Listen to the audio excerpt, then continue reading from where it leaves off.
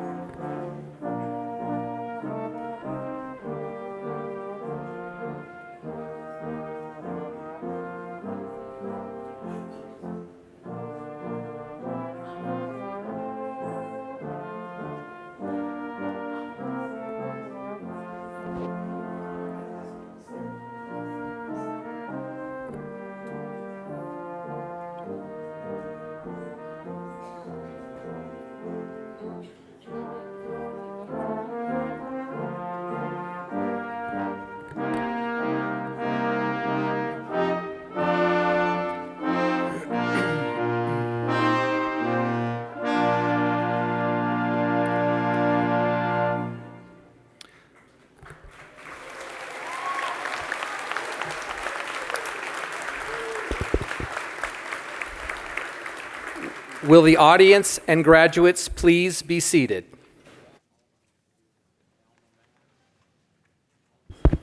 Graduates, please remove your caps. Ladies and gentlemen, Mr. Rick Goings, Chair of the Rollins College Board of Trustees.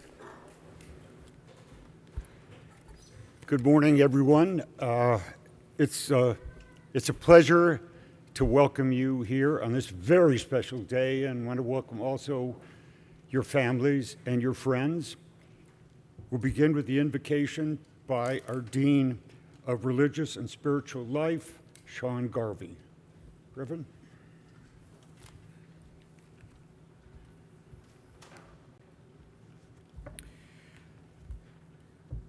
Congratulations, everybody. Let us unite our hearts in meditation and prayer. Today, may the Spirit which began this good work in you carry it through to completion, enabling you to use your talents to the fullest.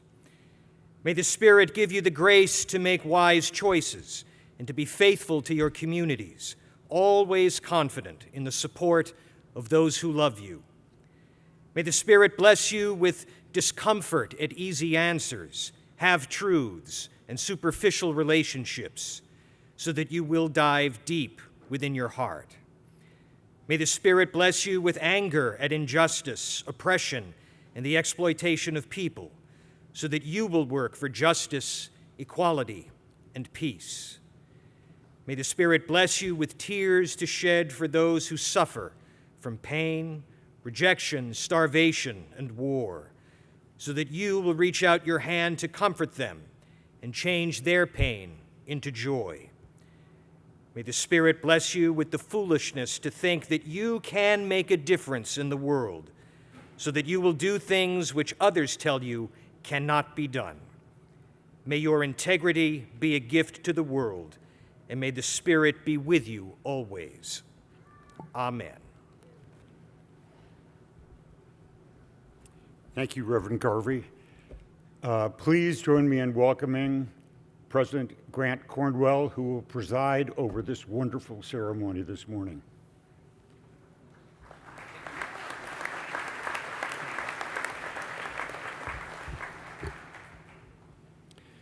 Good morning, graduates and families.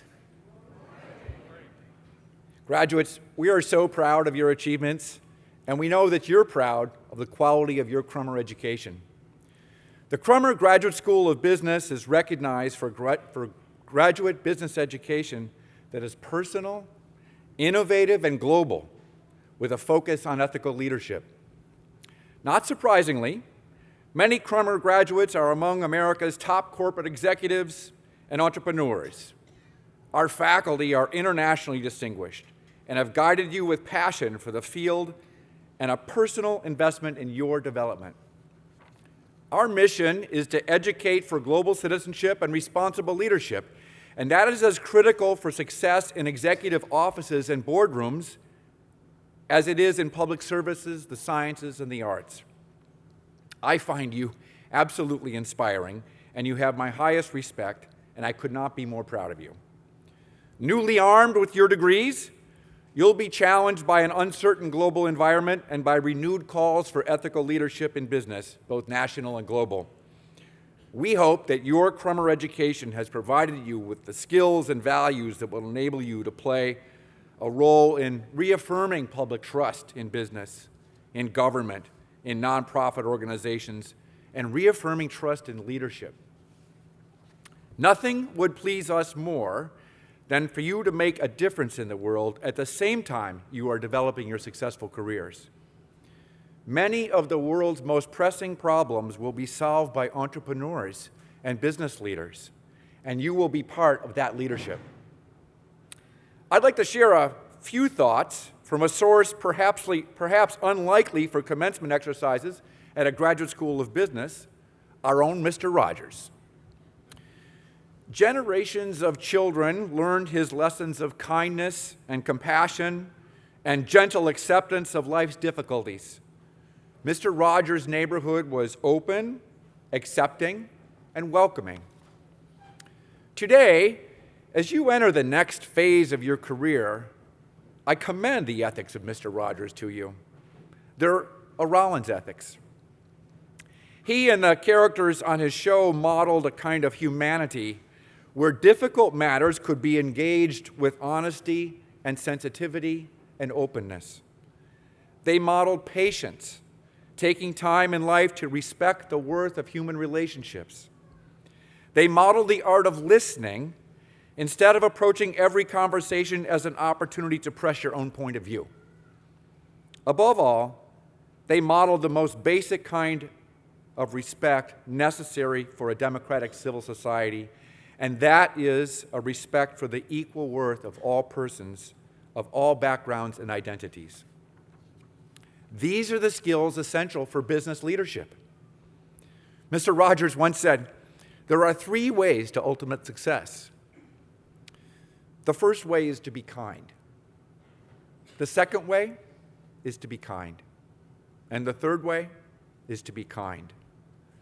According to Mr. Rogers, and this is a quote, at the center of the universe is a loving heart that continues to beat and wants the best for every person.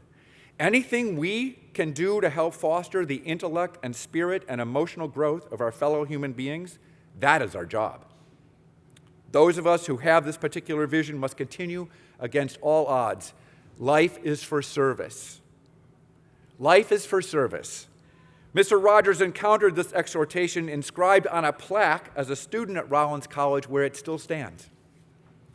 So as you go forth, I hope you will flourish in your career, motivated by compassion, motivated by a love of human dignity, a respect for human rights, and a passion to solve problems and create value. So do well, do good, and go forth and make your alma mater proud. I now pass the podium to our indomitable dean, Anil Menon.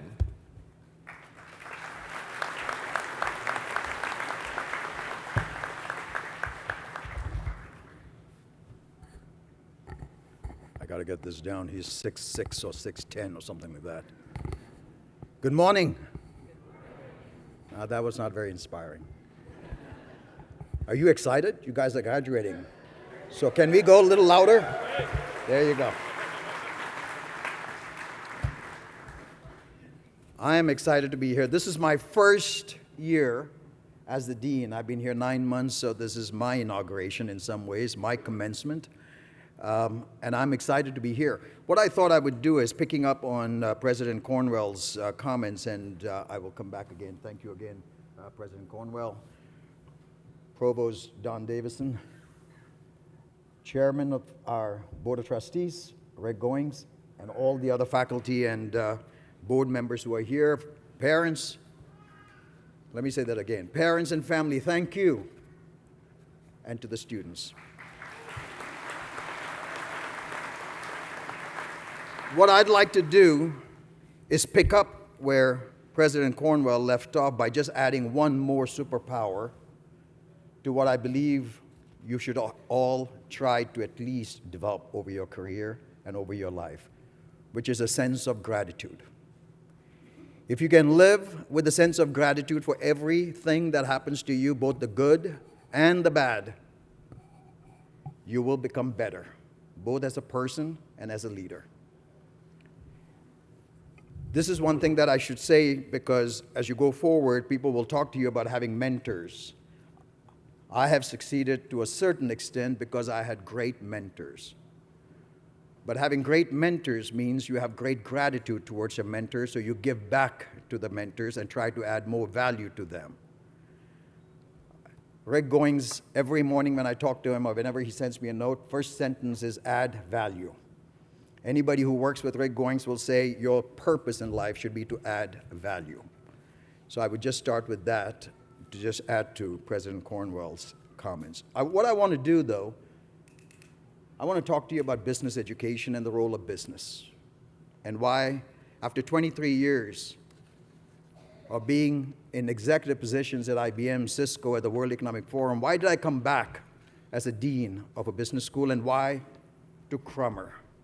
And I want to start with that because I think that is where Your differentiation is where the value for you and what you will add value to your companies and to your families and to your communities. That is the strength of Rollins College. I came back because Crummer was a great school, but I really came back because Rollins College is a great college. I came back because of liberal education. I believe that management and leadership is grounded in liberal education. What you learn in MBA classes will get you up to a certain point. What will take you further in life and what will take you farther in your progress is critical thinking. Business depends on critical thinking, analytical thinking, historical thinking, a sense of empathy, sense of understanding, and the most important thing, a sense to communicate, the ability to communicate, not from your point of view, but from the person who's listening to you, from their point of view. That's what liberal education is. That's what you've been grounded in. That's why you'll be a better MBA student coming out, and a better MBA graduate, and a better professional.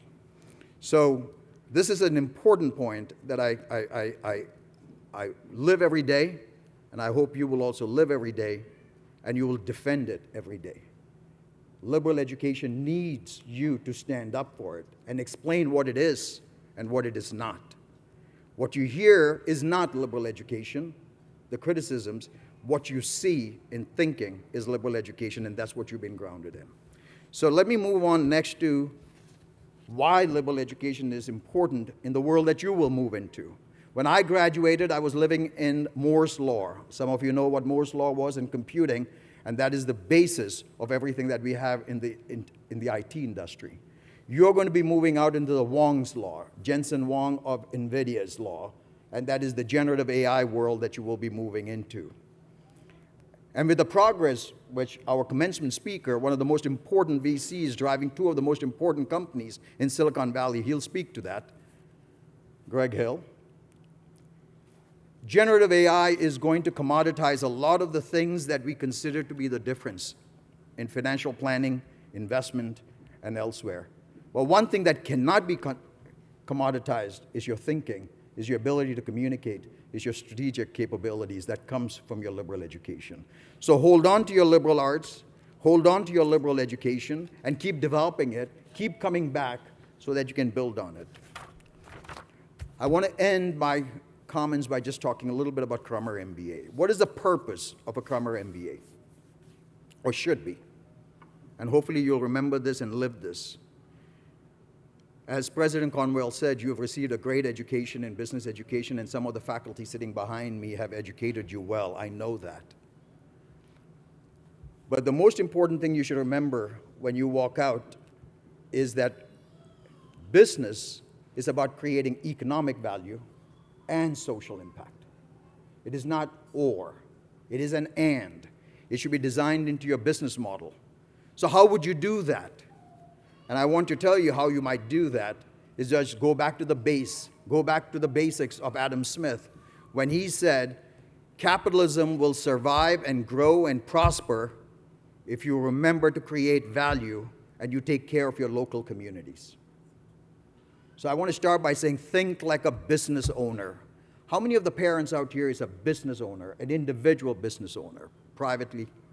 Let me see a raise of hands. I know a lot of you are. Think like them. A business owner cares for the community that they work with and the communities that they do business in because they know their future depends on that. So whether you go work for a large company or small, take care of the resources and ask the question, would I spend this if this is coming out of my own pocket? Would I treat someone like this if I have to deal with them on a daily basis and they live next to me? So if you take care of your local communities and you start now, not later when you make your money, because too often business leaders think they're going to give back once they become wealthy. No, you start when you leave from here. Get involved in your local communities. Engage in your local communities because that's how you create social impact.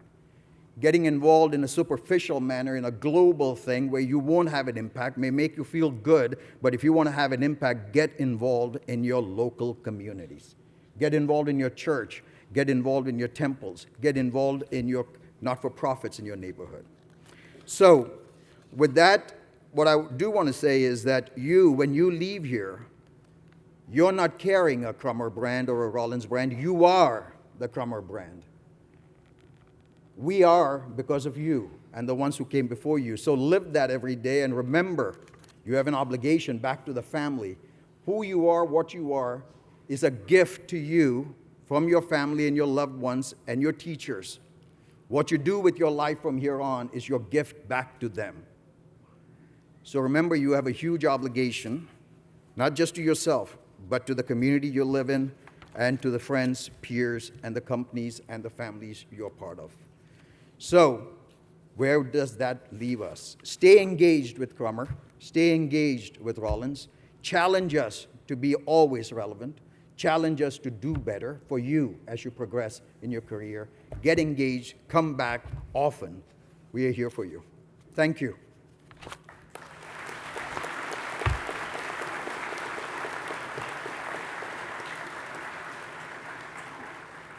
And with that, Dr. Donald Davison, Vice President of Academic Affairs and the Provost, will now present student honors.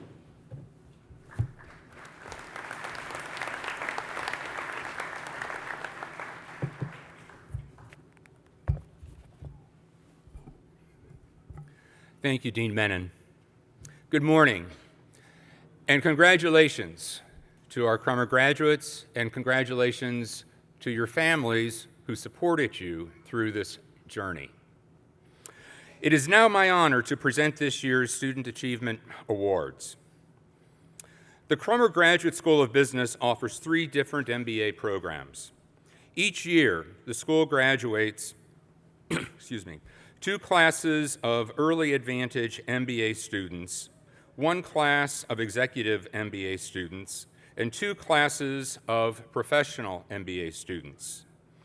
The school has established a scholarship award in recognition of the graduates who have achieved the highest grade point average in each MBA class. First, the Early Advantage MBA Scholarship Awards.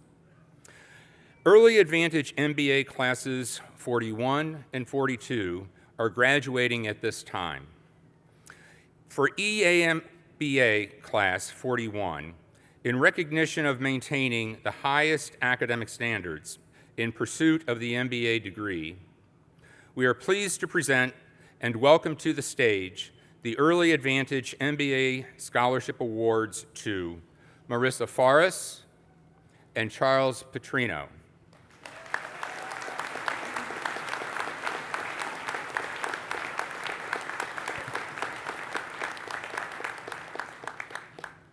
Charles is representing Rollins College at postseason postseason NCAA competition with the men's tennis team, and so please extend your congratulations to him when he returns with a championship.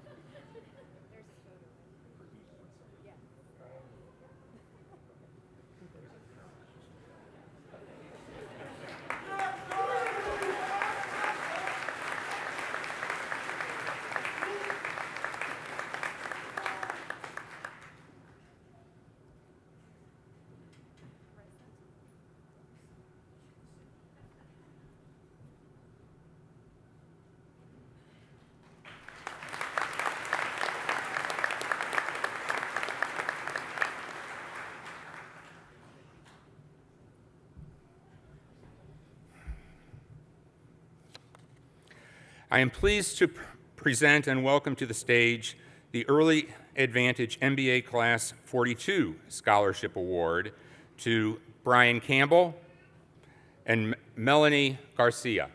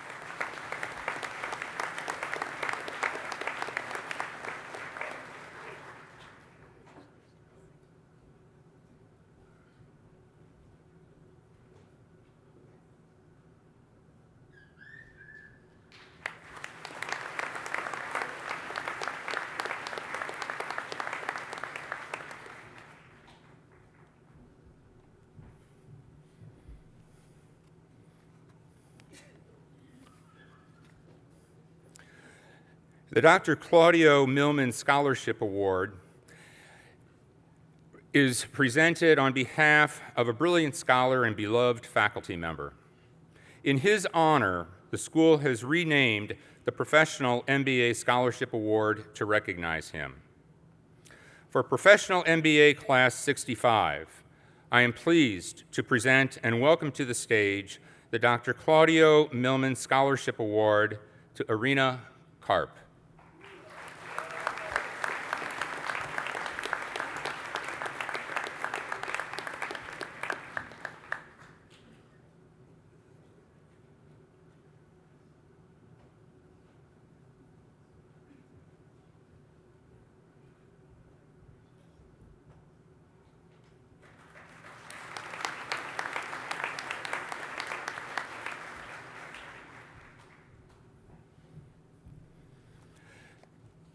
Members of Professional MBA Class 66 will complete requirements at the end of the summer, and a scholarship award will be given at that time.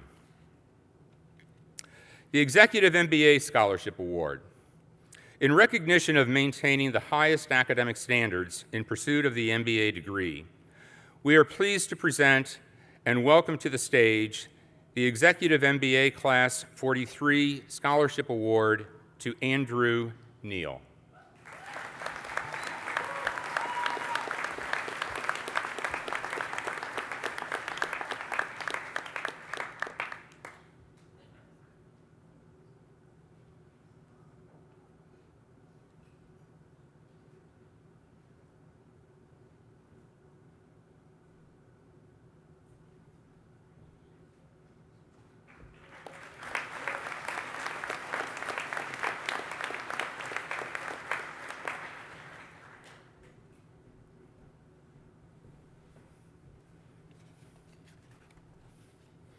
In addition to the scholarship awards, we have established leadership awards for the purpose of honoring a graduate from each MBA class for outstanding contribution in the areas of leadership, learning support, and goodwill.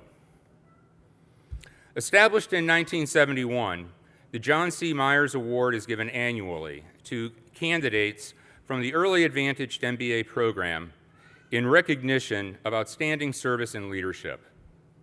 This honor is reserved for MBA students who have best exemplified those qualities vital to a successful career in management. This year, for our Early Advantage MBA Class 41, I am pleased to present the John C. Myers Award to Charles Petrino.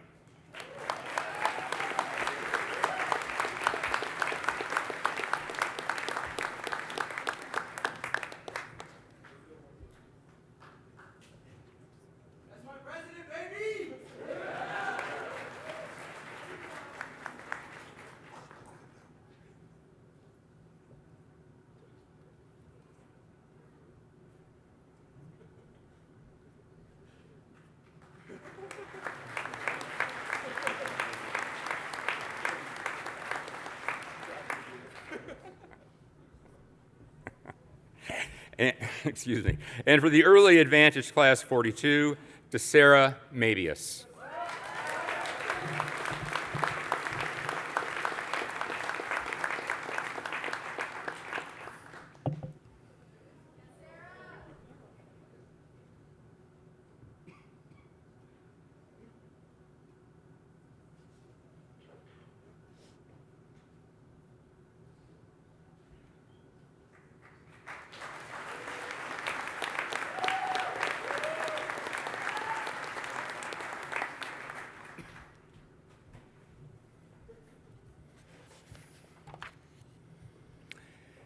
I am pleased to present and welcome to the stage the Professional MBA Class 65 Leadership Award to Irina Karp.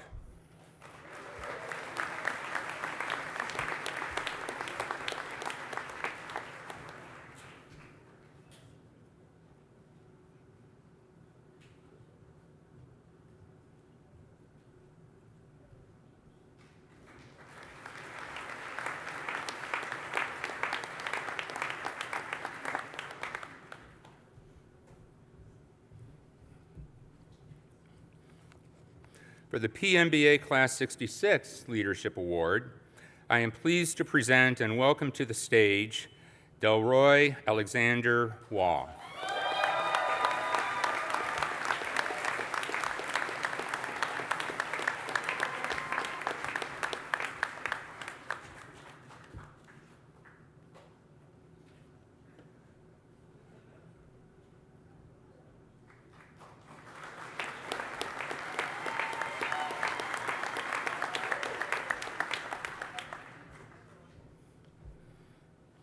I am pleased to present and welcome to the stage the Executive MBA Class 43 Leadership Award to Brian Barber.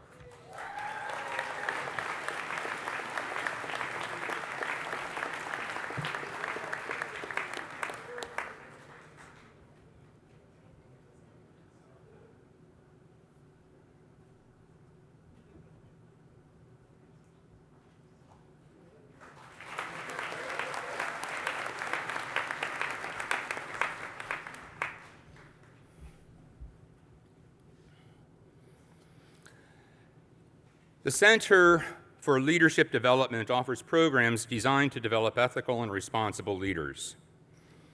Early Advantage MBA students who strive to achieve the honor of truest, distinguished leader of merit must be actively involved in numerous programs, activities, and community service.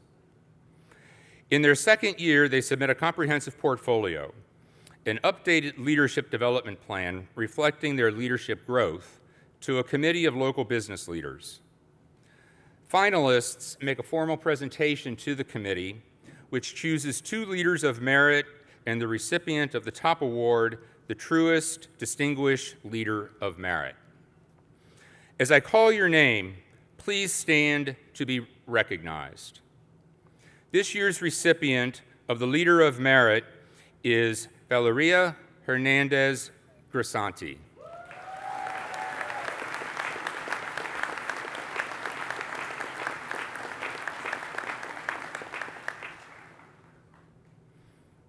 I am also pleased to announce the recipient of the Truest Distinguished Leader of Merit as Liliana Danin.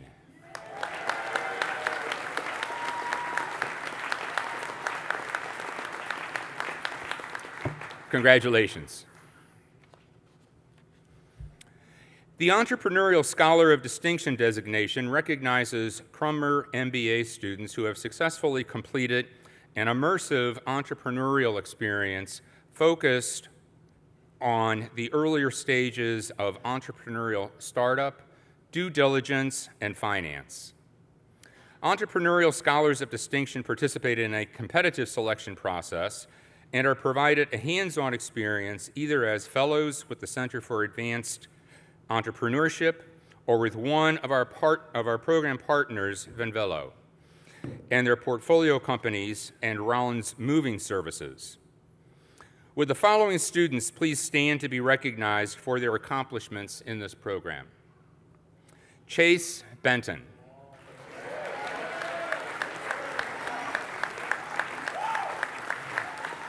Bridget Collis.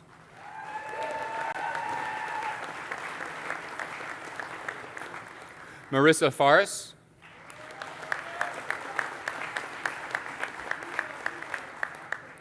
Elena Joyner.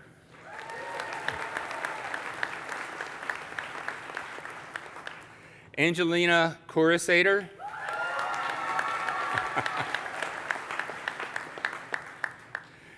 Trevor Seaman.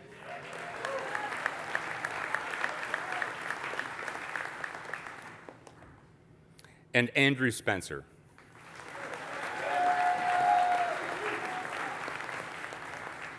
Congratulations.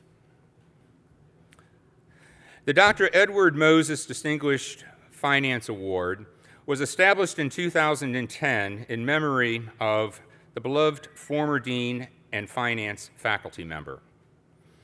The Dr. Edward Moses Distinguished Finance Award is given annually to one student. This award is given to a student who has shown exceptional promise in the field of finance, as determined by members of the finance faculty.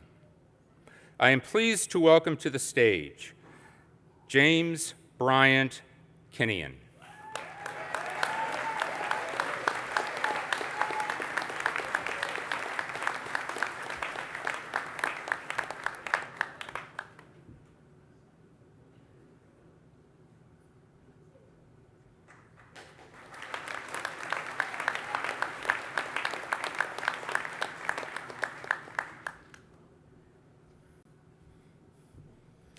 Dean Menon will now introduce our commencement speaker.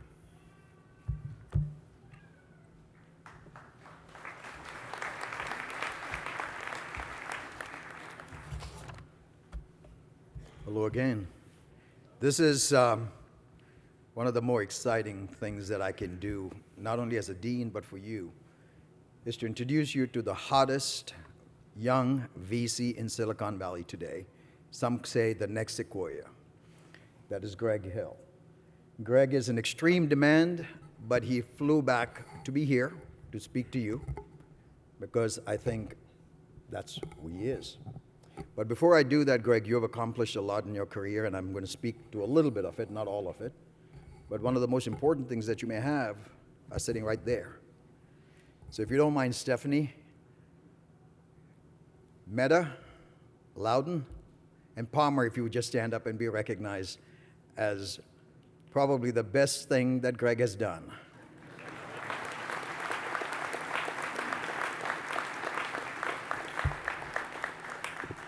Greg, I'm not going to spend a long time reading your bio, but I'm going to speak what I know about you.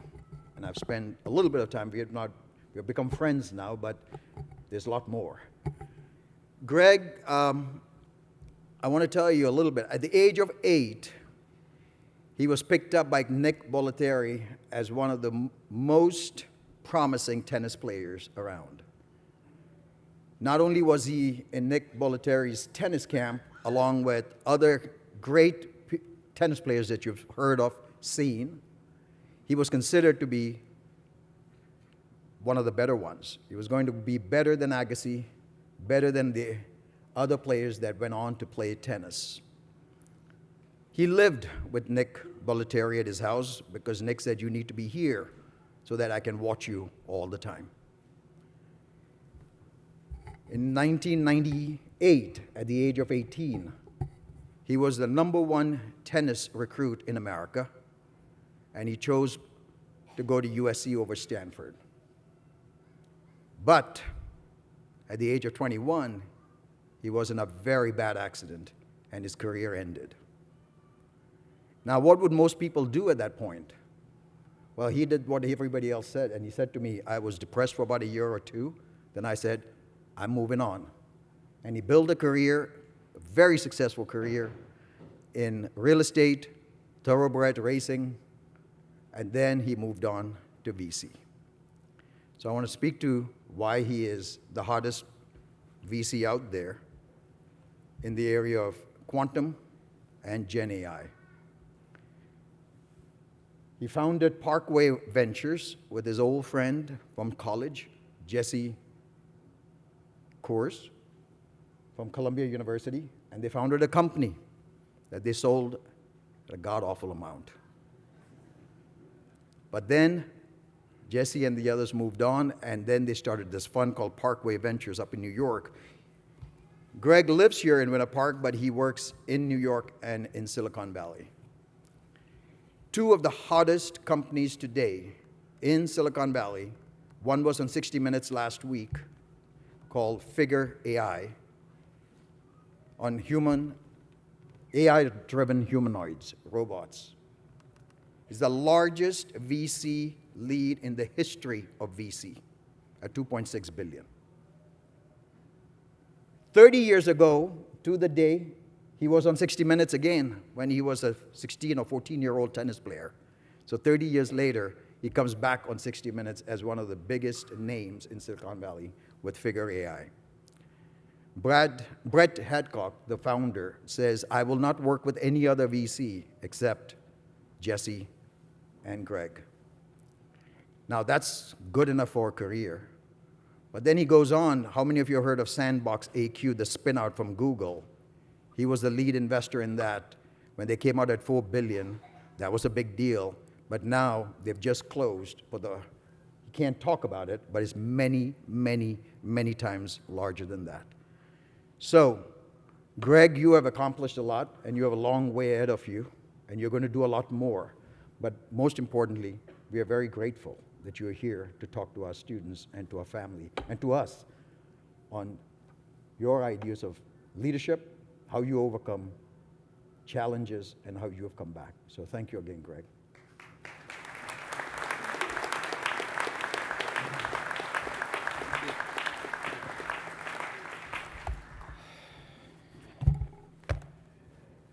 Wow. Can you hear me? Okay. Wow. I think, thank you, Dean. I think he's kind of accomplished half my speech, so I don't know where to start here. First off, Crummer graduates, congratulations. It's an absolute privilege to stand here in front of you today. To all the amazing moms out there, happy Mother's Day.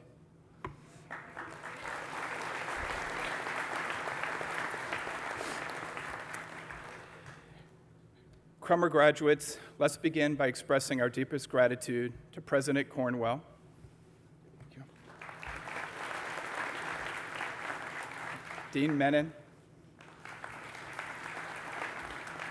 and to the exceptional faculty and staff. Thank you for your leadership, vision, and for challenging the graduates to be their best. To the parents, thank you for your unwavering support. You've instilled in your children the value of education, and today the graduates reap the rewards. So, I have not been on a college campus in 25 years. It's been a while. When I asked my kids, Loudon and Meta, to do their homework, they just pause for a minute and say, "Daddy, you didn't go to real school. You went to tennis school." And they're sort of right. But what my children don't know is that I was on a full scholarship at the University of Southern California. Fight on, right? After turning down offers from Stanford, UCLA, Berkeley, and even Harvard. Harvard wanted to build their tennis program, and they were like, "Greg, please come here." I was close, but USC, of course, I went to the school that won the most championships.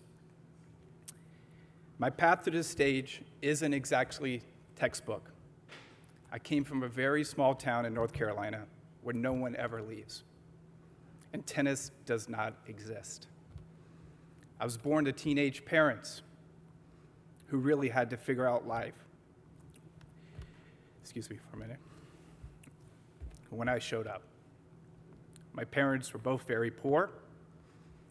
My mom didn't have enough money to go to the doctor, so she would go across the street to the pharmacist, and he would give her medicine because she didn't want to put the burden on her parents. My dad came from a town of 300. Today, there's 250 people in that town because when you passed away, no one replaces in that town. So how the hell did I get here? But here I am.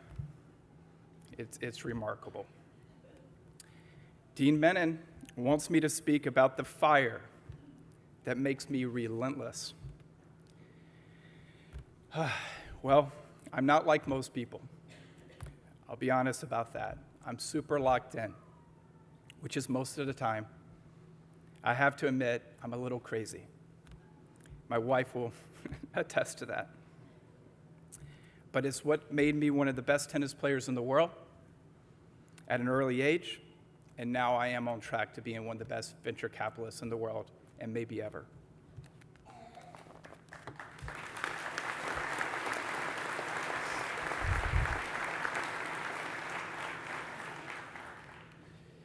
So listen up, graduates. My story may surprise you, may make you gasp or even laugh, but most importantly, I hope it leaves you feeling that you can conquer any challenge in front of you. Let's get into it. As Dean said, at the age of 8 years old, not 18 years old, I left home to begin my dream of becoming a professional tennis player. There was no way I could stay in my small town, no tennis opportunities, and achieve what it takes to be a professional athlete. I desperately wanted to be the best, no matter what it took. I loved tennis so much that my parents didn't know what to do, so they surprised me on my birthday, and we got in the station wagon and drove up to the US Open in New York. My mom spotted legendary tennis coach Nick Bollettieri and boldly went up to her and introduced herself. She said, "Mr. Bollettieri, my son loves tennis, and we know nothing about it. He's the most competitive person we've ever met. We essentially don't know what to do with him. Go, Mom. Side note, I get my boldness from my mom, athletic ability from my dad, but my mom's also an amazing athlete. Nick Bollettieri gave my mom his number and asked me to come down to Florida to audition, or at least meet him. I did a few weeks later, and he told my parents, he's got the best hands I've ever seen. He's special. Leave your firstborn son with me, and I will make him a champion. It wasn't long after that I was talking to my mom and dad.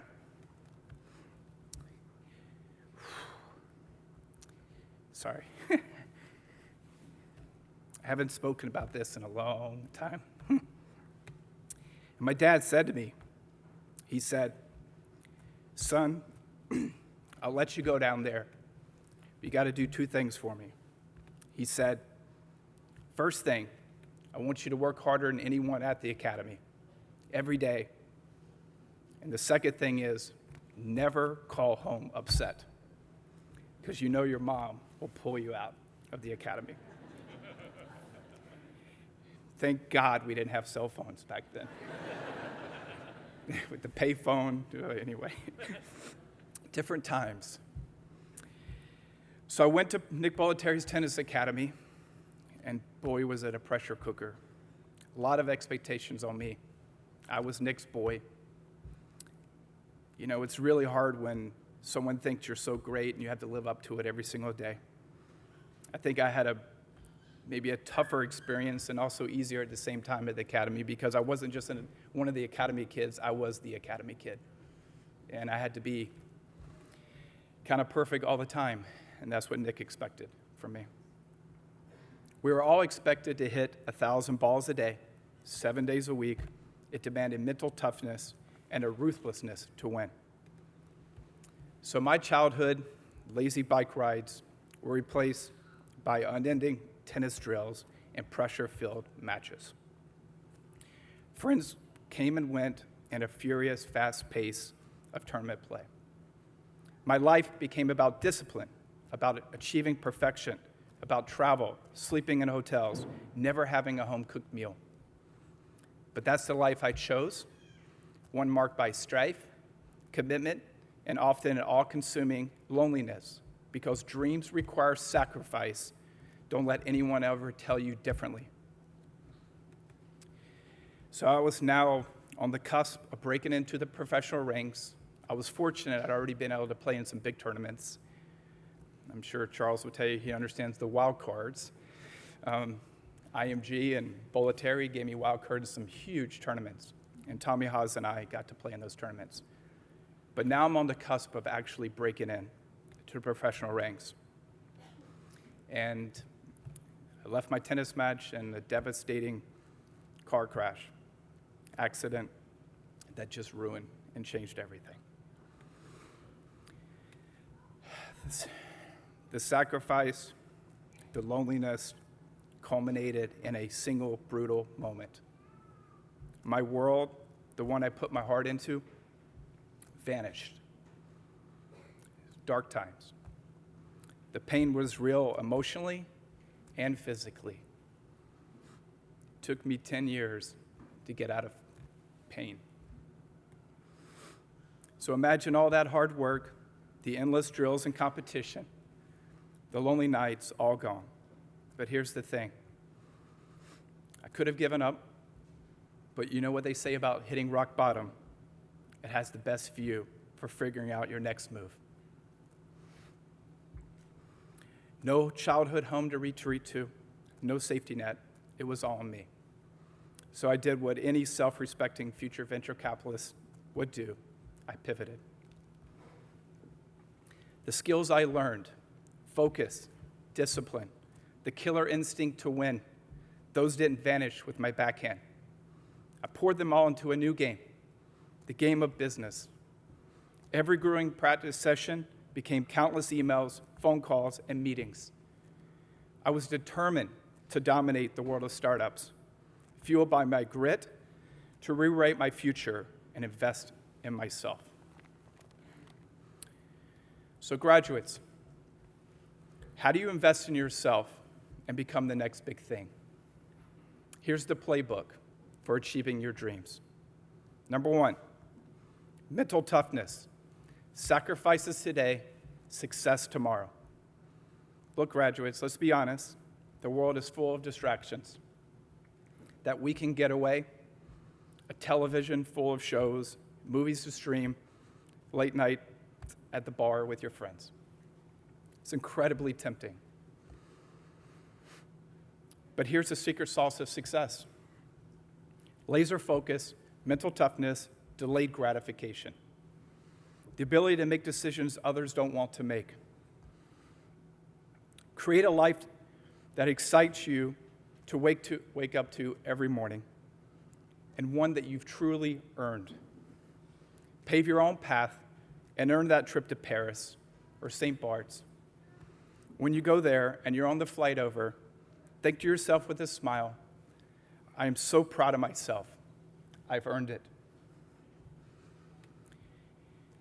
It's important to say no sometimes. I passed on some amazing invitations.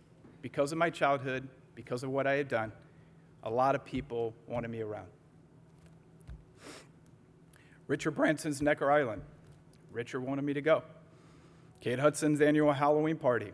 Kate invites me. Even an invitation from the President of the United States. My gut told me to stay focused, stay away, and it paid off. My business partner, Jesse Kors Blankenship, and I started a company and eventually sold one of the earliest AI companies that was so ahead of its time. This was like 10 years ago when people were barely talking about AI. And today, I'm very proud to say that over 20% of the world's products are designed with our generative AI design technology. Number 2, lock in, visualize, conquer. As a young athlete, I would speak with Dr. Jim Lear, who is a sports psychologist and a very close friend of mine. I actually met him in 1988 at the academy when he was studying athletes like myself. He wanted to know how we operated. Why the heck am I here at 8 years old? He taught me that you want to be mentally prepared for every single day. Visualize what you want every day and see it playing out. Dr. Lear taught me to visualize the tournament location, my preparation, the right mindset, and playing the match in my head fully locked in. When I got to the match, I felt like I'd already played it. My mental state was heightened. I had a mental edge, an edge that everyone is seeking. Fast forward to today. I still visualize and prepare mentally for every single day. Each day can be more important than the next.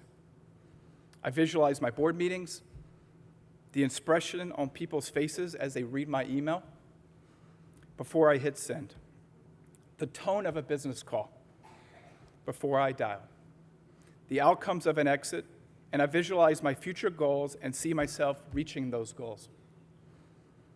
It's important to turn every obstacle into a stepping stone. Believe, visualize, and conquer. The world awaits your unwavering focus, and your dreams are just a series of visualized steps away. Number 3, every day perform for an audience. Imagine yourself stepping on a stage every single day. My coach, Nick Bollettieri, believed that's where I thrived. Being in pressure cooker situations with an audience watching my every move. Think about it. If you knew millions of people, or the most important people you want to impress were observing your every move, your focus and effort, wouldn't you step up your game? As the dean spoke to, I have had some big audiences in my life. I've been blessed. I've competed at Wimbledon with my doubles partner, Tommy Haas. I rung the bell at the New York Stock Exchange. But one of my biggest audiences was 30 years ago on 60 Minutes, appearing on a special called Making of a Champion. sitting down with Morley Safer for about an hour was quite the experience, especially considering where I come from. However, when the 60 Minutes segment aired, they pieced together a few answers, making me sound overly bold and confident. The aftermath, well, first, Pete Sampras saw it and made some comments to Nick. I won't tell you what those comments were. Basically like, calm down, kid. The aftermath taught me the importance of media scrutiny, and it's funny how life unfolds sometimes. But hey, only 15 million people watched. No big deal. So almost 30 years to the day, which is amazing, a company I'm the lead investor in and a board member of, Figure AI, was featured on 60 Minutes a few weeks ago. They were showcasing their world-changing humanoid robots that Jesse and I helped create. This time, I was prepared for an audience. That's the mindset I want to challenge you with, Crummer graduates. Approach each day as your own opening night performance. Remember, potential employers, future collaborators, and even your future self, they're all watching. Make sure they see a performance worthy of a standing ovation. Number 4, surround yourself with visionaries. If you keep investing in yourself and focus on your business, it will open up doors to new audiences. Find the visionaries, the disruptors, the risk takers, the high achievers. In my life, it was my coach, Bolletary, who pushed me to give my all every day. My doubles partner, Tommy Haas, who pushed me to have a Michael Jordan level of competitiveness. My wife of 15 years, Stephanie, supports my every move and understands that sometimes I'm not going to make it home for dinner. My VC partner, Jesse Coors-Blankenship, specializes in areas that I may lack. And together, we are unstoppable. When it comes to companies I invest in, the number one thing I look for is a founder who bleeds ambition. That's how I found Brett Adcock at Figure AI. He lives at the office, calls are welcome anytime, and vacation is not a word in his vocabulary. Same goes for Jack Hidary, the founder of Sandbox AQ. He networks around the world and works a room harder than anyone I've ever seen. They are turning ideas into empires by leading two of the most powerful companies in the world. In the world you're entering, picking winners is paramount.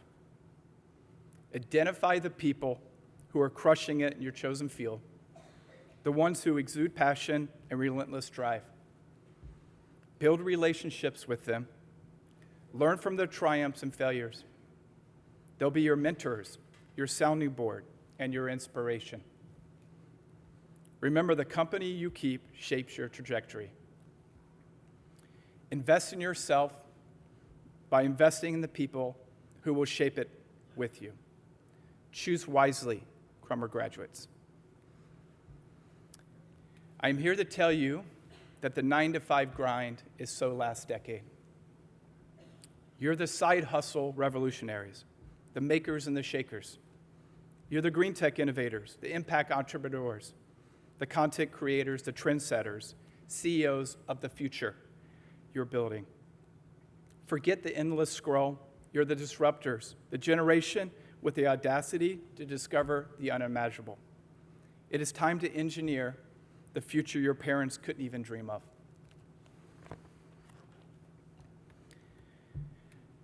The opportunity is immense, graduates. Embrace AI. Become an active participant in this technology revolution and unlock the extraordinary potential that lies ahead. AI is so advanced, and it's getting more advanced every single day. It's shocking what's happening. It's writing its own code, revolutionizing industries, and reshaping the workforce. But to truly thrive in this new world, a new skill set is paramount. AI fluency. Understanding AI and the tools isn't a luxury, it's the foundation for future success. AI is making it easier than ever to grow a business at a rapid pace, leading to the first one-person unicorn business. That's one CEO without any employees worth $1 billion. I truly believe this will happen soon and definitely in our lifetime. The opportunity is immense, graduates. Embrace AI and unlock the extraordinary potential that lies ahead. AI may be taking center stage these days, but don't underestimate the game-changing potential of quantum. Remember those mind-blowing movies where computers solve problems in seconds that would take regular computer years? Well, quantum computing is making that reality a reality. Imagine using quantum to design new medicine in minutes, not years. Cracking diseases that have baffled scientists for generations. It can do that. Quantum is revolutionizing cybersecurity, creating unbreakable codes, safeguarding our government and financial systems. This is just a glimpse of the potential of quantum. And when you can combine quantum and AI together, you can simulate anything. It's remarkable. Crummer graduates, you are perfectly positioned to use it to your advantage. Sandbox AQ, a company I'm highly involved in, is at the forefront of this revolution. Their CEO, Jack Hittery, believes quantum computing will unleash a new era of innovation. And you, the next generation, are in the driver's seat. The world needs your brilliance, your curiosity, and your drive, Crummer graduates. Don't be bystanders. Embrace the future by choosing to invest in yourself. Leave your mark on the world, not just through your careers, but through who you choose to be with. Go forth with the business acumen of Crummer and the audacity to dream big. It's up to you, and only you, to go for it. Now, I spoke to you today. I wanted to let you know where I came from, what I have achieved. Anything is possible. It's not where you come from. It's where you end up.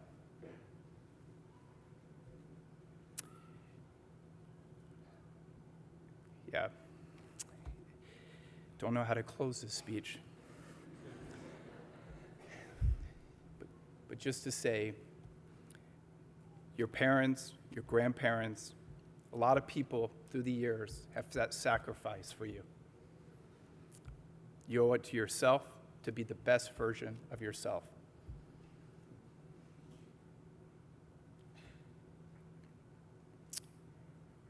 All I can say is, don't forget to take care of yourself. Happiness lies in self-achievement and feeling proud of what you've done.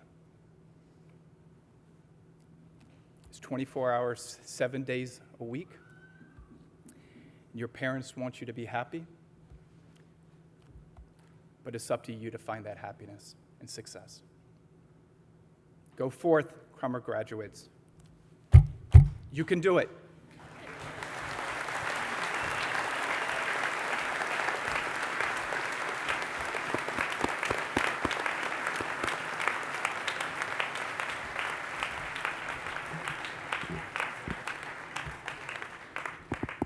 "25 years to come onto a campus, but he will be back more and more." We're already talking. Leaders are not made at Crummer, we corner them. So we have cornered you, Greg. So with that, let me thank you again, Greg, for that wonderful speech and for that wonderful set of comments. Will the candidates for the Doctor of Business Administration degree please rise?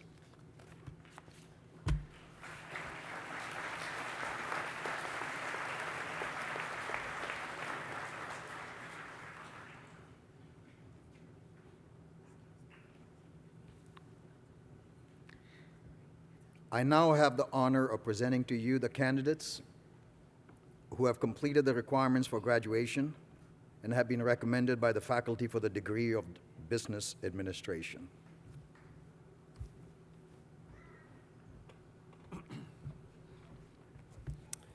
So this is where it actually happens now. Upon the recommendation of the faculty of the Crummer Graduate School of Business, and by virtue of the authority vested in me by the Board of Trustees of Rollins College, I do hereby confer upon each of you the degree Doctor of Business Administration with all attendant rights, privileges, and responsibilities.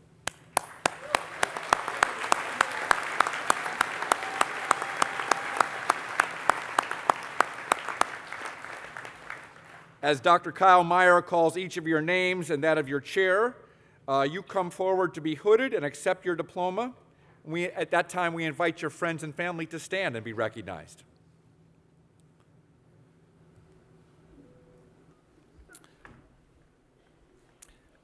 Kamlan Seram Ahavi, hooded by Dr. Marshall.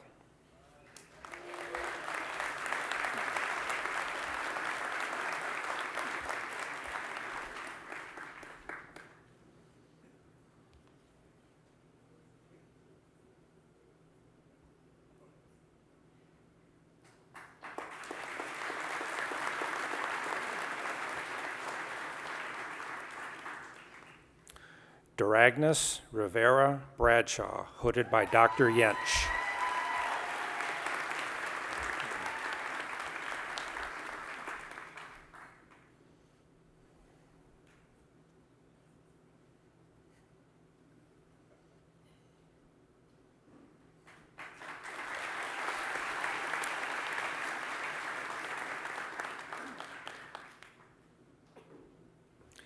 Patricia A. Johnson, hooded by Dr. Yench.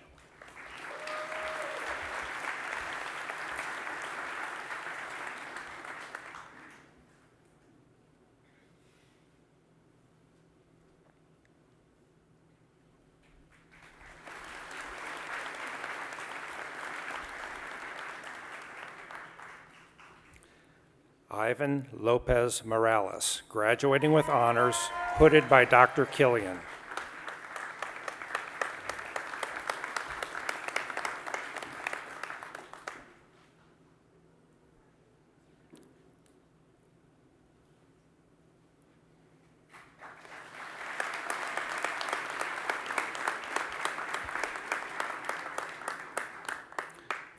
Carlos Humberto Munoz Valdez, hooded by Dr. Simsek.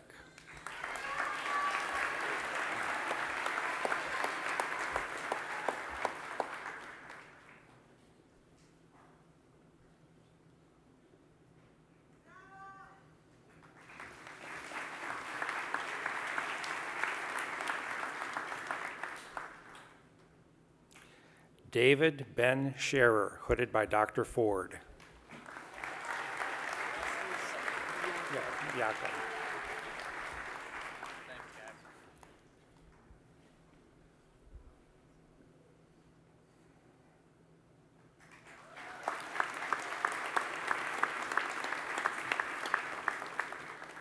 Jakob Worksman, hooded by Dr. Marshall.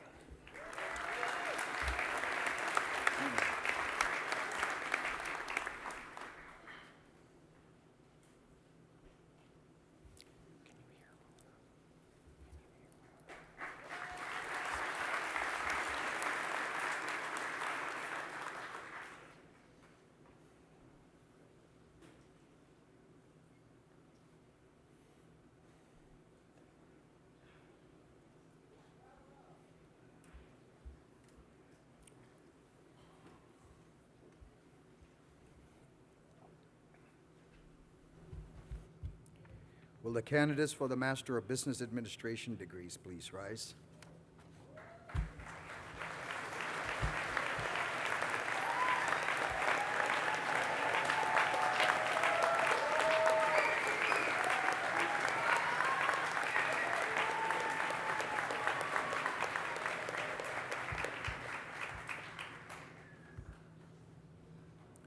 I now have the honor of presenting to you the candidates who have completed the requirements for graduation and have been recommended by the faculty for the degree of Masters of Business Administration.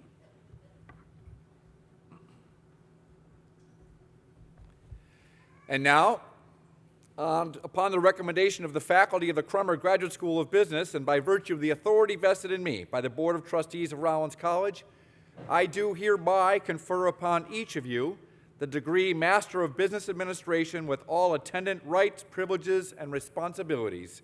And as Dr. Meyer calls each of your names and you come forward to be hooded and accept your diploma, we invite your family and friends to stand. Congratulations.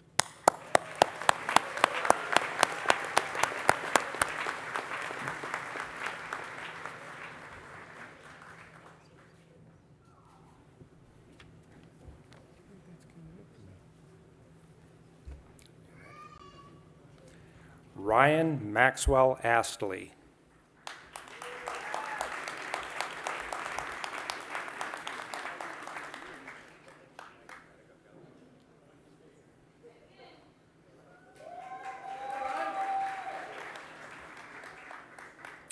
Brian Thomas Barber, graduating with honors.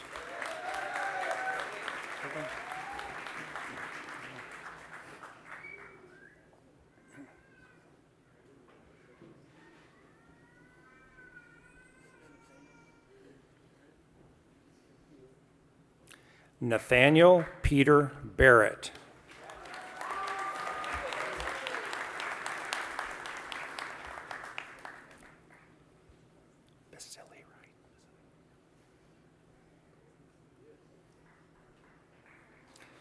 Sean S. Basili.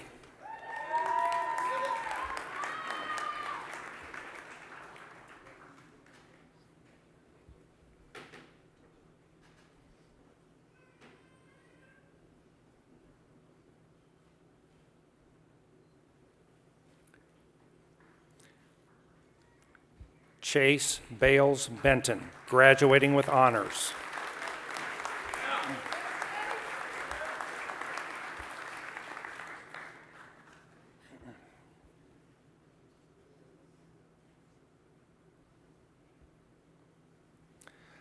Michael Malcolm Berkman.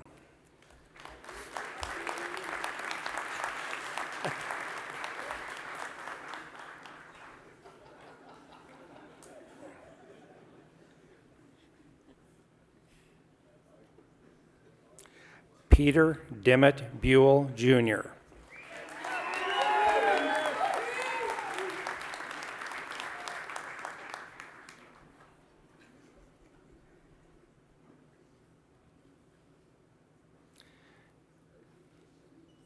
Enrico Afonso Camilli, graduating with honors.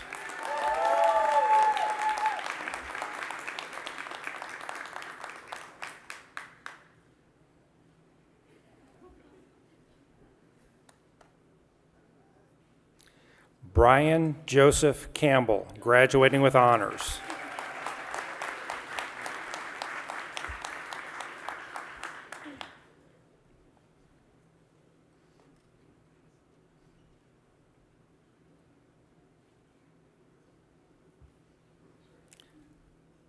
Irina Karp, graduating with honors.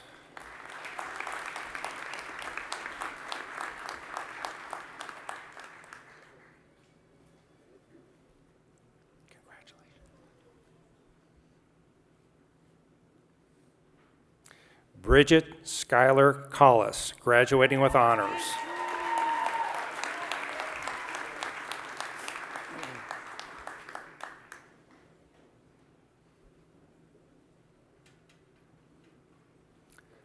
Connor Colthorpe.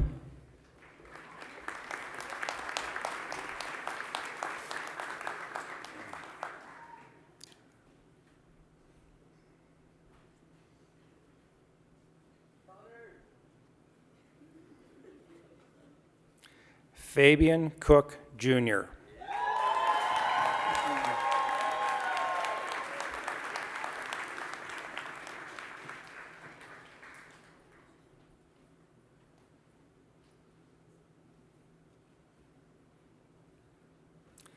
Scott Cook, graduating with honors.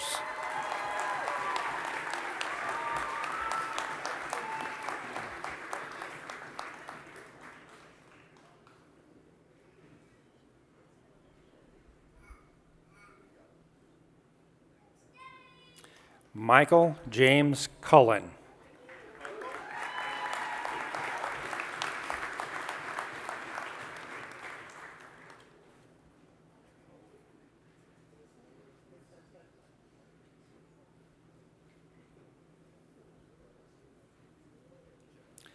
Carter Kenneth Dahl.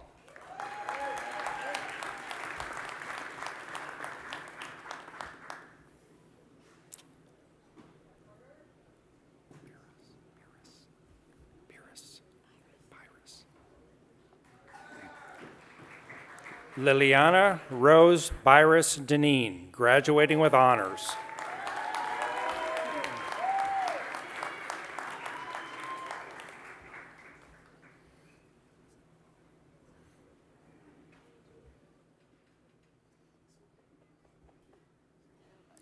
William Paul Diesel.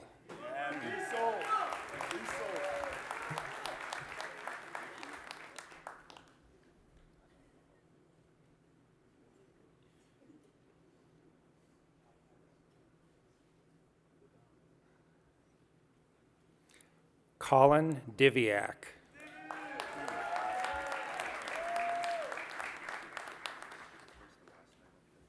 Just first and last. Okay.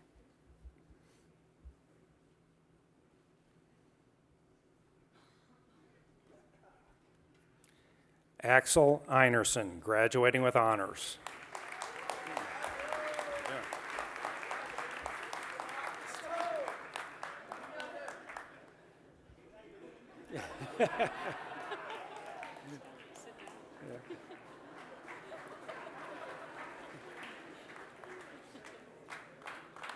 Alexander J. Estevez.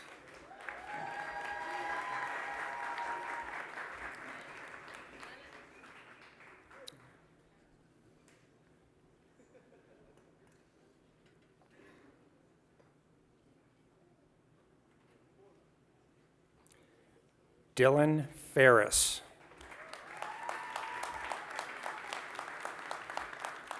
Ferris?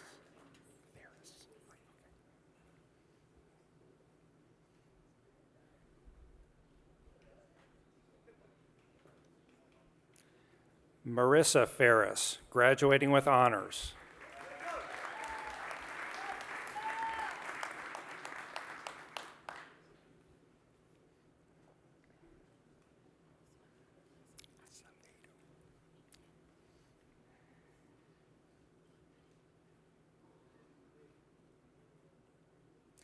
Melanie Garcia Acevedo, graduating with honors.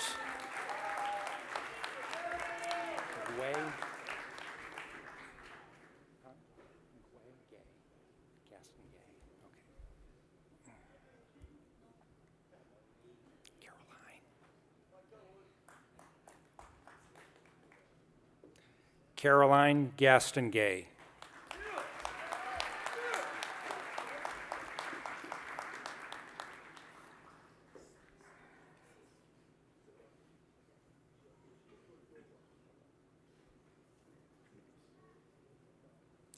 Scott Gear, graduating with honors.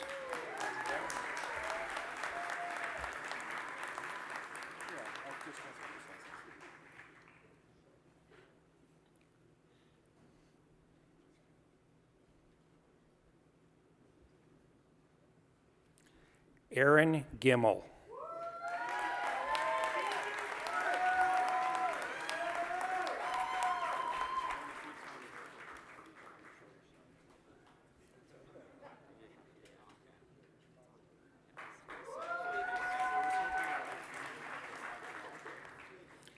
Max Goldfein.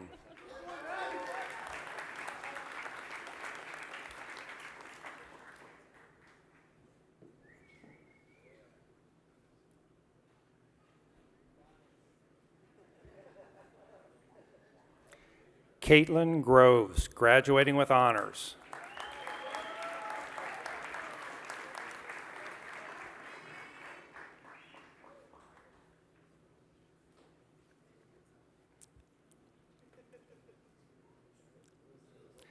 Nelson S. Gutierrez del Arroyo Diaz. Hebel. Good.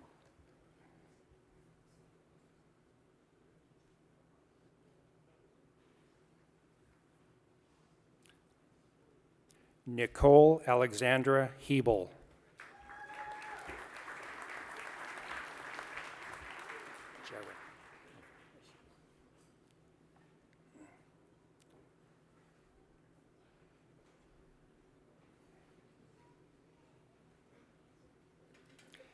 Jerica Rochelle Hendren.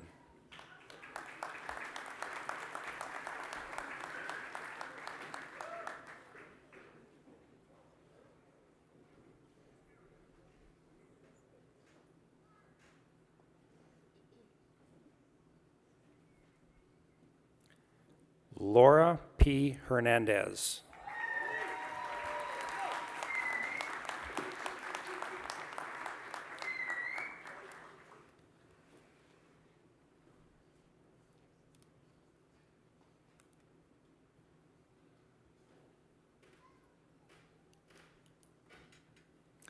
Michael Angelo Hernandez.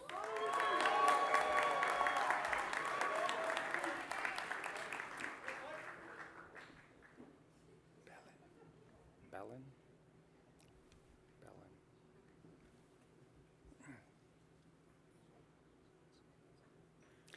Valeria Belen Hernandez Grisante.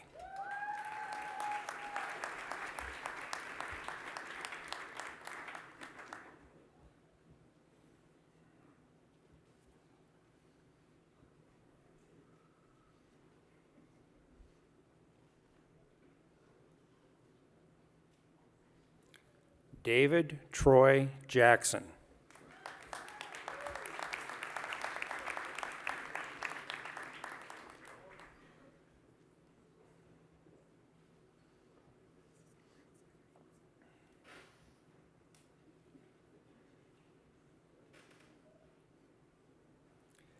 Elena Joyner, graduating with honors. Rushi? Huh? Rushi Nilkan.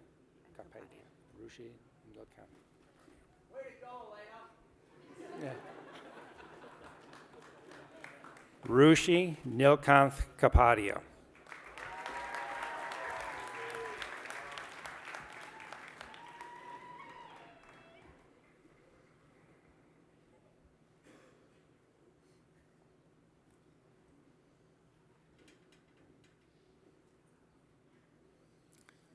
Shahe James Kachadorian.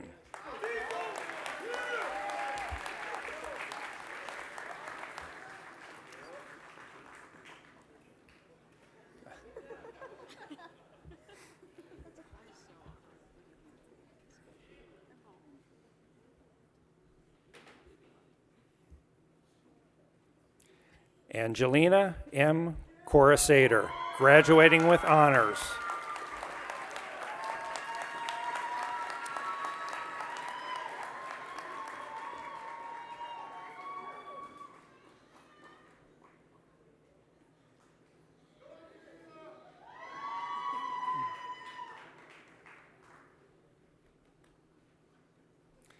James Bryant Kenyon, graduating with honors.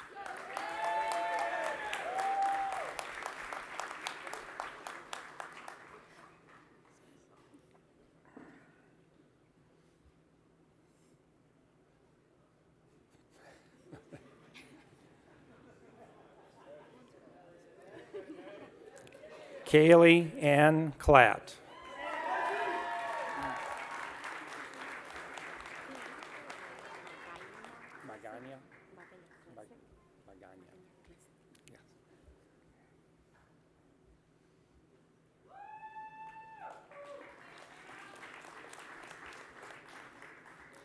Myra Magana Klessig.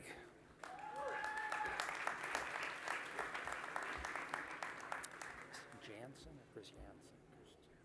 J.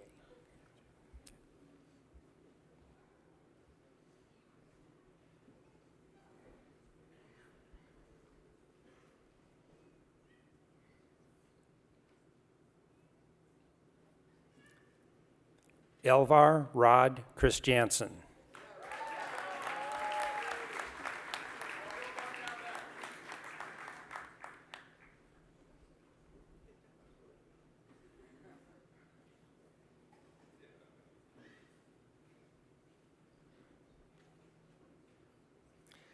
Caitlin Rose Halloran Lancaster.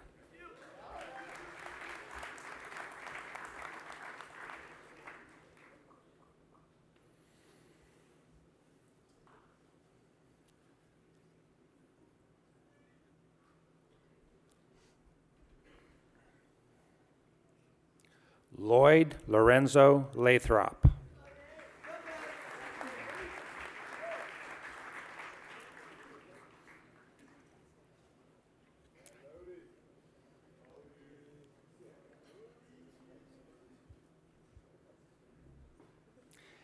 Genevieve Licona.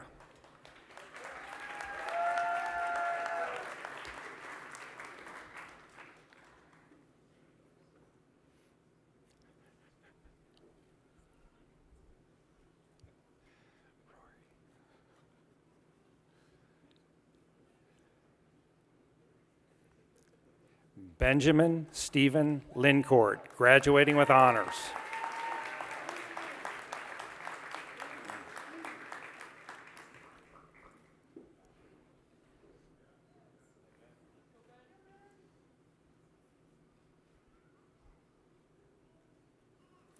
Sarah Mabius.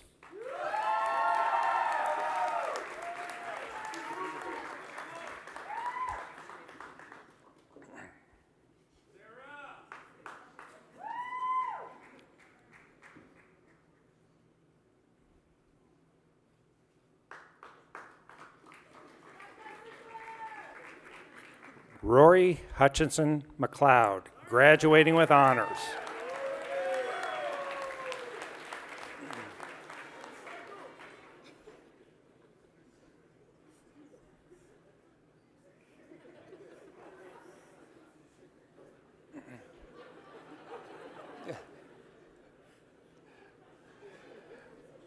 Benjamin Brian Mann.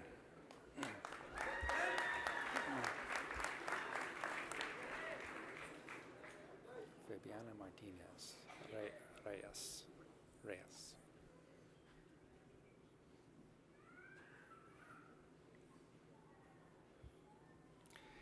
Fabiana Martinez Reyes.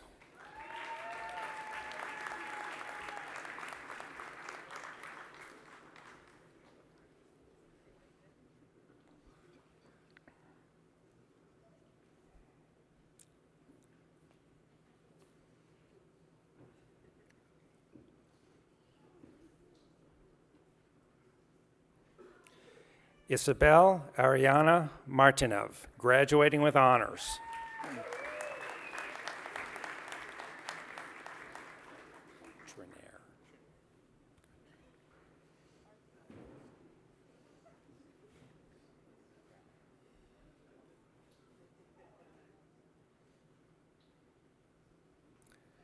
Trenair Matthews.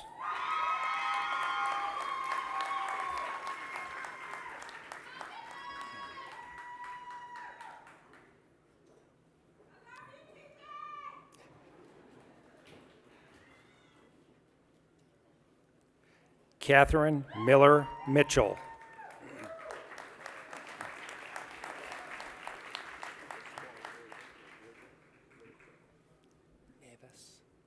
Nevis.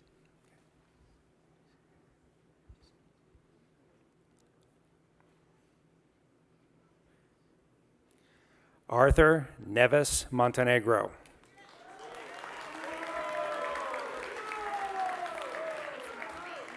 Moran.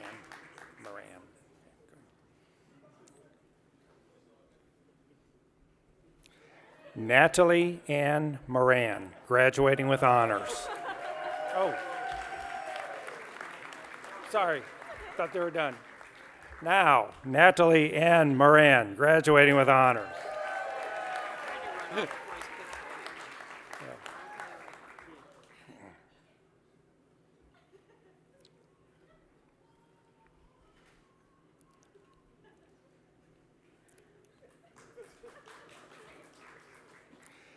Yusuf Mohammed Matiwala.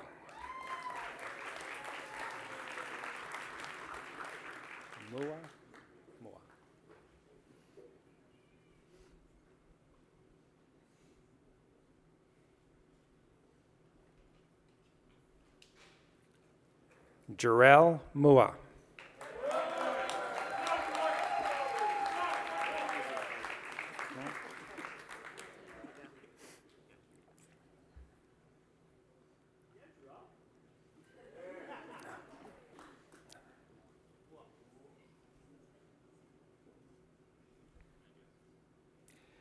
Andrew Michael Neal, graduating with honors.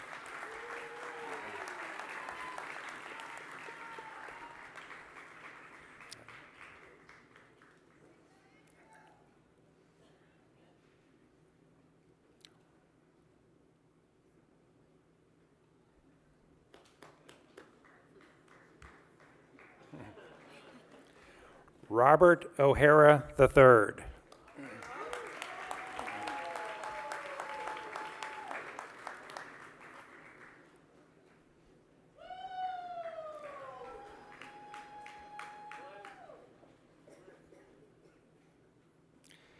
Jason Clay Osborne.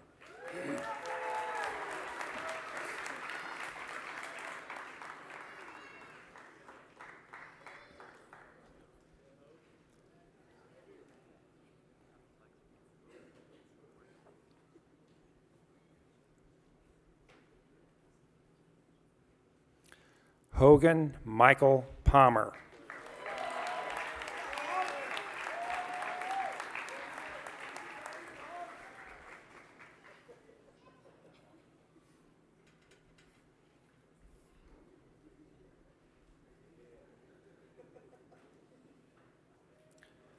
Ryan James Pryor.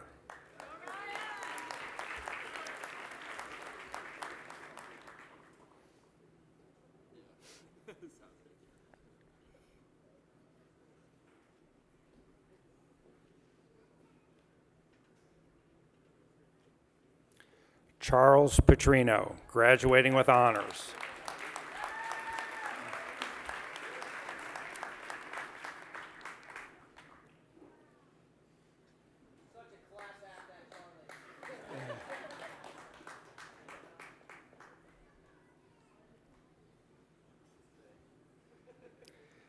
Maria Gabriela Rocha.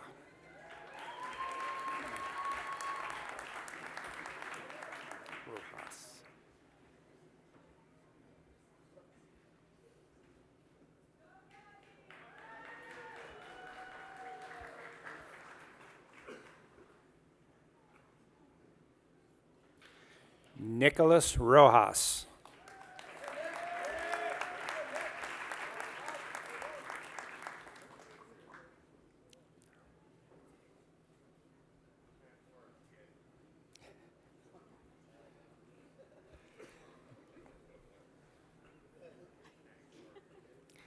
Daniela Sarah Safran.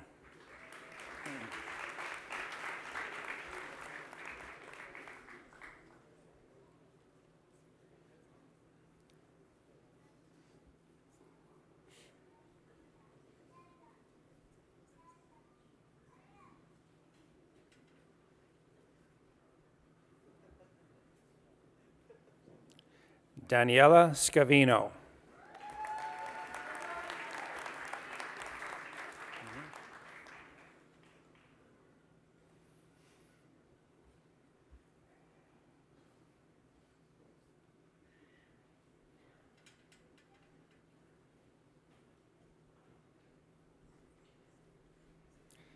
David Gordon Scupholm.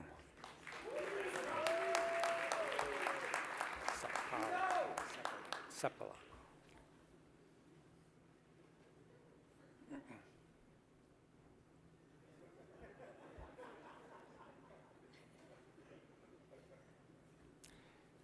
Griffin Seppala.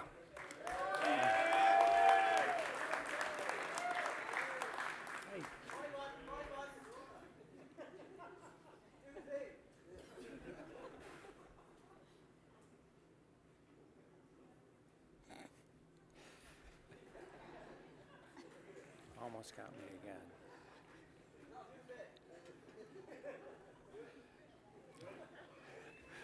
Lauren Shakes.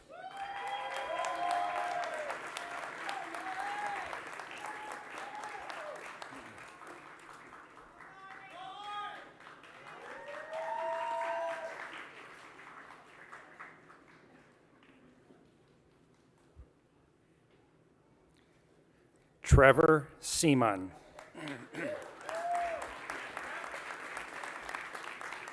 Mateus.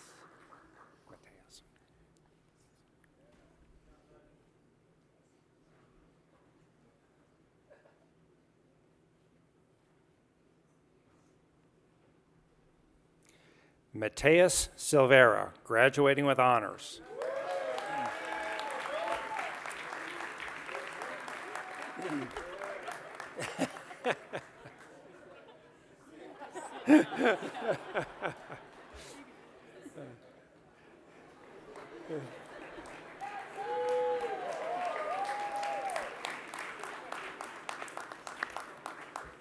Michael Scott Scalio.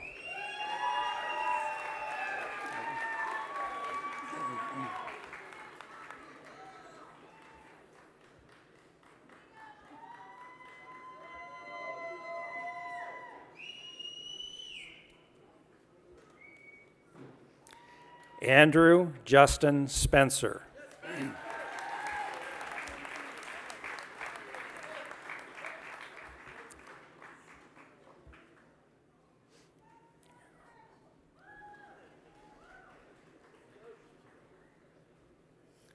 Bailey Scott Sprague.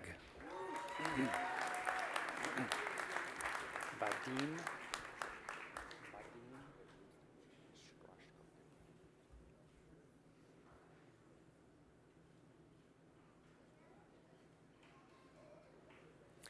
Vadim Strashko.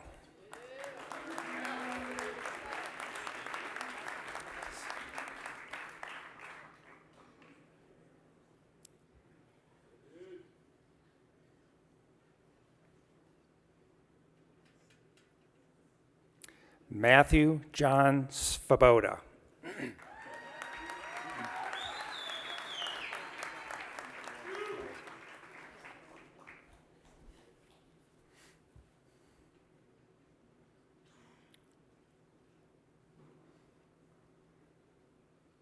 Sean Swindle.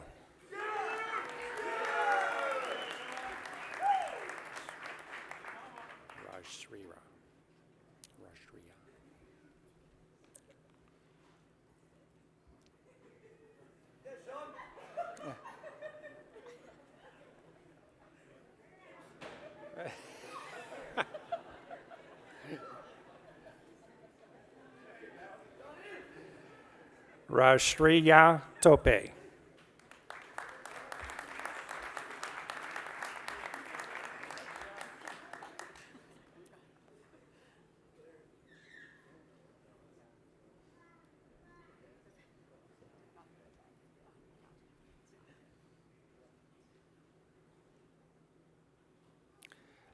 Lillian S. Thornwill.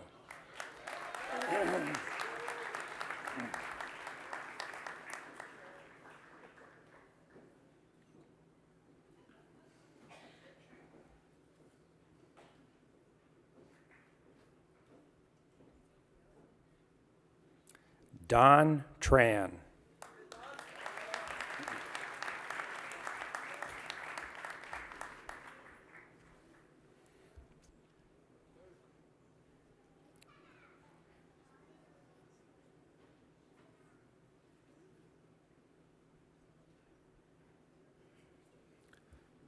Cole Philip Trenter.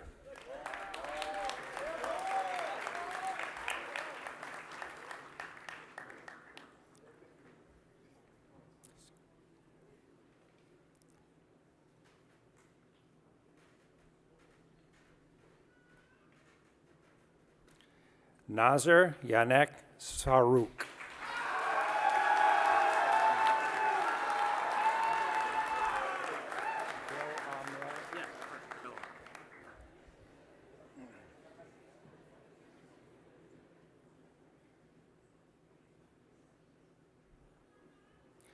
Nicholas Villamil, graduating with honors.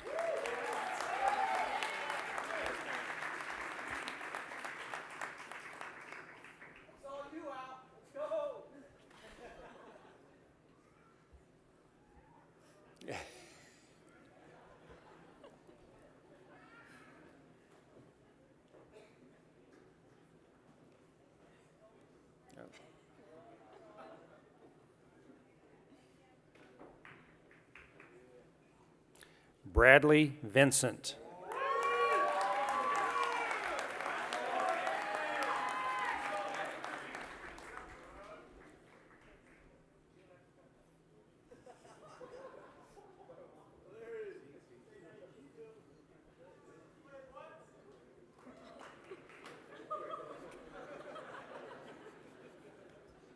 Raphael Vineker.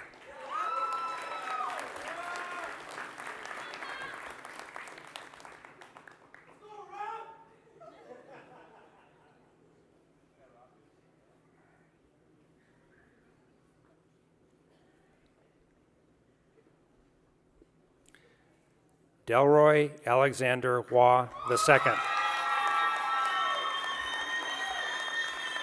Right.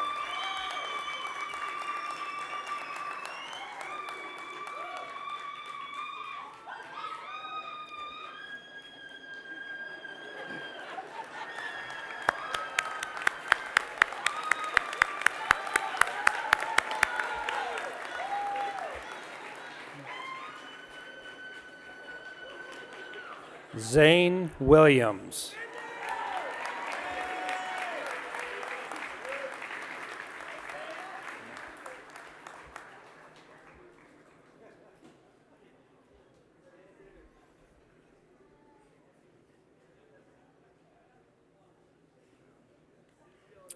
Everton Andrew Wyatt.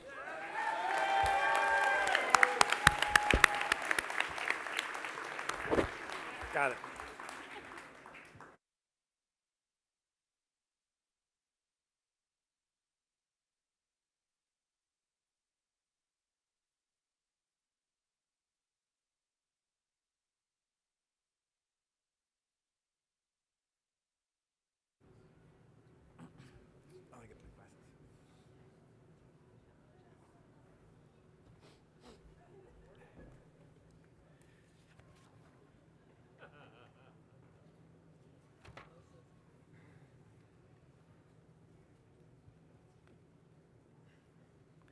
Well, that was fun.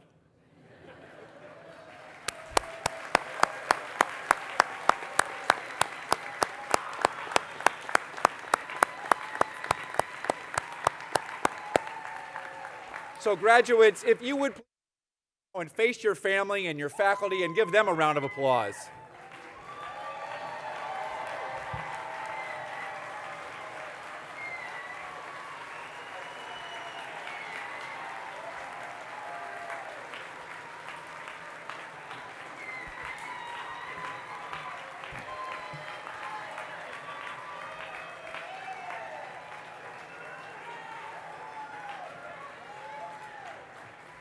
Now you can stay standing. I have my last word of counsel to you. I want you to remember that Crummer is now your alma mater. Now in Latin, that means nourishing mother. Now remember to honor her and keep her in your mind so you reflect on all that she's done for you. Visit her often, and of course, give her gifts so you can show your love and appreciation. Now, in accordance with tradition, we ask everyone please rise for the singing of the alma mater, the words of which are to be found on the back of your program. The alma mater will be led by Jody DiPiazza.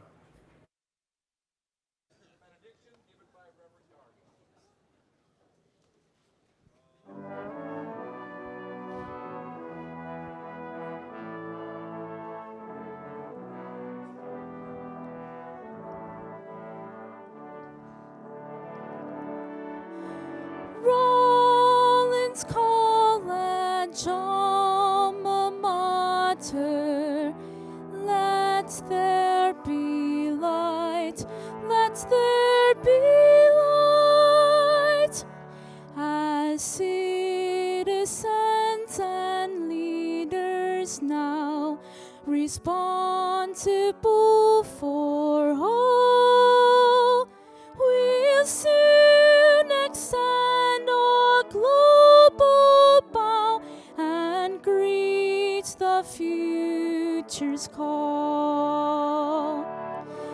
Rollins College alma mater, let there be light, let there be light, from every land and creed we hail, from every faith and race, we join our voices on the scale, and everyone embrace.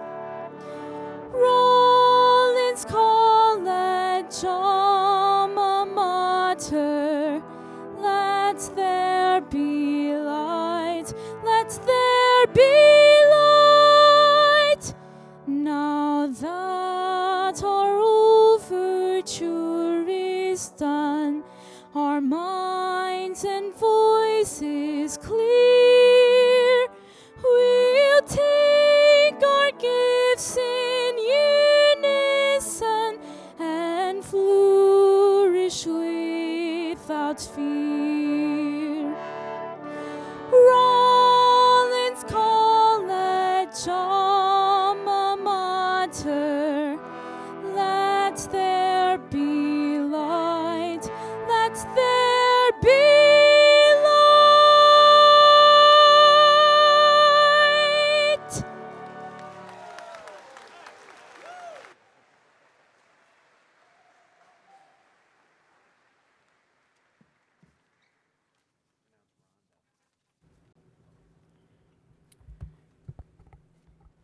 As your classes and grading are now complete, may you strive toward excellence in all that you do. As the speeches conclude, may your voices rise up to pronounce justice and peace to the world. As the fanfares cease, may you sing of joy, even in the dark and lonely places. As the applause quiets, may you celebrate and lift up those around you. As you graduate today, may your achievements grow and cause growth in your communities. And may we all know of the overwhelming blessings that bind us together in the human family that we are all called to serve. Amen. The piper will lead the platform party and the graduates out of the arena. We ask your families and guests to wait until the graduates have exited before joining you outside.